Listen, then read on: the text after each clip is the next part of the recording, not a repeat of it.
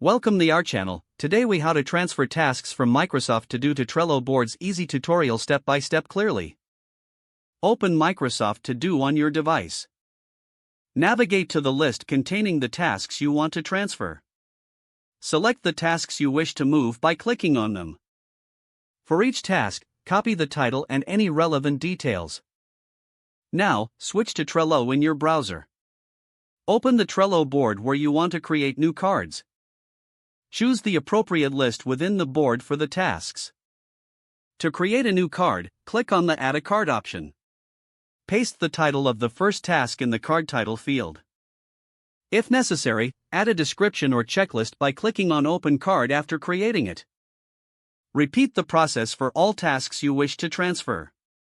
Ensure you organize them as needed within your Trello lists.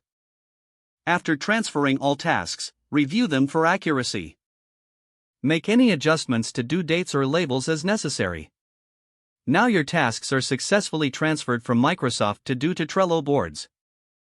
If the page does not load, refresh the browser or try again in a private or incognito window. Make sure you are using the correct email address, then retype it carefully to avoid small typos.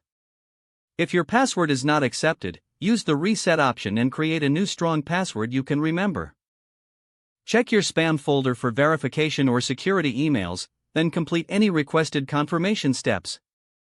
Enable two-factor authentication if available to improve account security and reduce unauthorized access risk. After signing in, review your profile details so your contact information and settings are accurate and current.